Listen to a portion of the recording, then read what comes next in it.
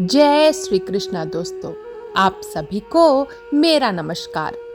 कल आप सबने कार्तिक मास महात्म्य कथा अध्याय 26 सुना।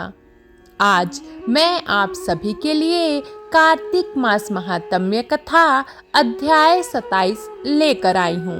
तो श्री हरि विष्णु का नाम लेकर कथा शुरू करते हैं। कार्तिक मास महात्म्य कथा अध्याय 27। कृष्ण नाम का आसरा, कृष्ण नाम का ध्यान। 27वां अध्याय अब लिखने लगा महान।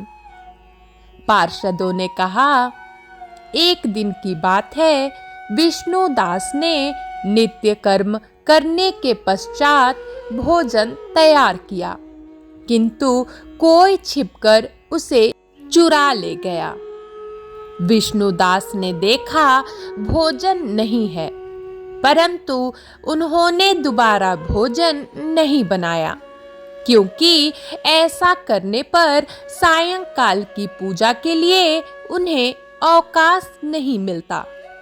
अतः प्रतिदिन के नियम का भंग हो जाने का भय था। दूसरे दिन पुनः उसी समय पर भोजन बनाकर वे ज्यों ही भगवान विष्णु को भोग अर्पण करने के लिए गए, त्यों ही किसी ने आकर फिर सारा भोजन हड़प लिया। इस प्रकार 7 दिनों तक लगातार कोई उनका भोजन चुरा कर ले जाता रहा। इससे विष्णु दास को बड़ा विस्मय हुआ। वे मन ही मन इस प्रकार विचार करने लगे, ओहो, कौन प्रतिदिन आकर मेरी रसोई चुरा ले जाता है। यदि दोबारा रसोई बनाकर भोजन करता हूँ तो सायंकाल की पूजा छूट जाती है। यदि रसोई बनाकर तुरंत ही भोजन कर लेना उचित हो तो मुझसे यह ना होगा, क्योंकि भगवान विष्णु को सब कुछ अर्पण किए बिना कोई भी वैष्णव भोजन नहीं करता। आज उपवास करते मुझे 7 दिन हो गए। इस प्रकार मैं व्रत में कब तक स्थिर रह सकता हूँ। अच्छा, आज मैं रसोई की भली भांति रक्षा करूँगा। ऐसा निश्चय करके भोजन बनाने के पश्चात वे वहीं कहीं छिपकर खड़े हो गए। इतने में ही उन्हें एक चांडाल दिखाई दिया, जो रसोई का अन्न हर कर जाने के लिए तैयार खड़ा था। भूख के मारे उसका सारा शरीर दुर्बल हो गया था।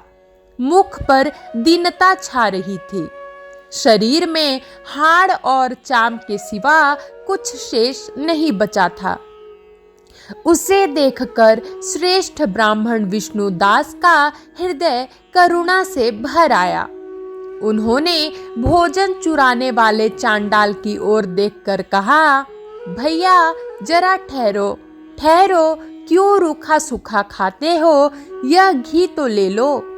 इस प्रकार कहते हुए विप्रवर विष्णु दास को आते देख वह चंडाल भय के मारे बड़े वेग से भागा और कुछ ही दूरी पर मूर्छित होकर गिर पड़ा।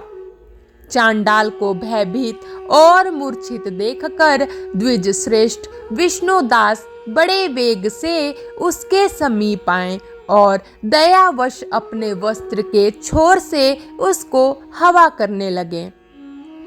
तदंतर जब वह उठकर खड़ा हुआ तब विष्णुदास ने देखा वहां चांडाल नहीं है, बल्कि साक्षात नारायण ही शंख चक्र और गदा धारण किए सामने उपस्थित हैं।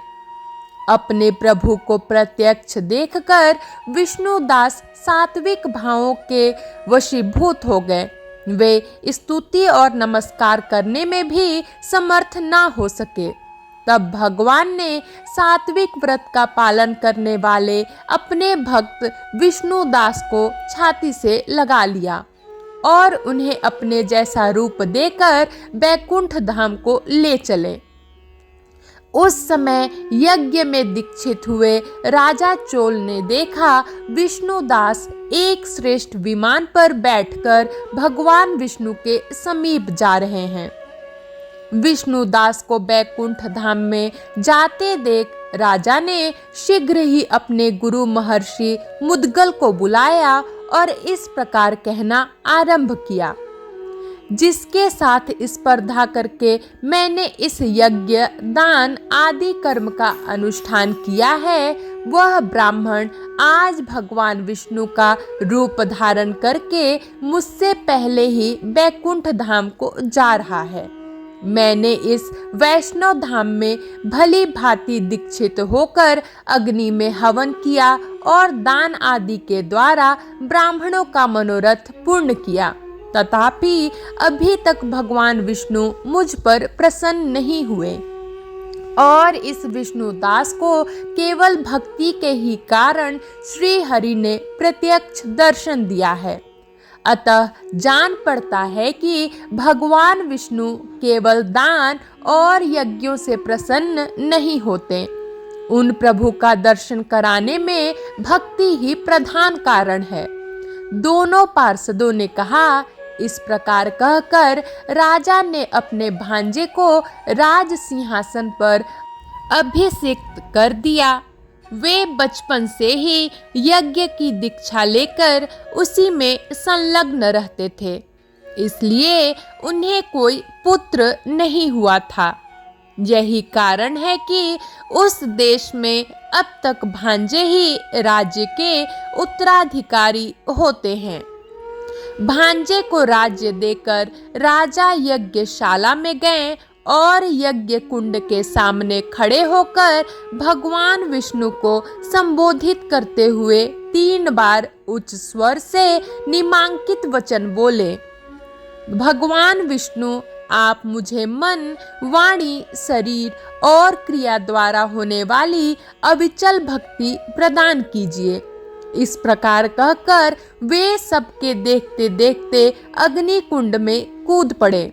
बस उसी क्षण भक्त वत्सल भगवान विष्णु अग्नि कुंड में प्रकट हो गए।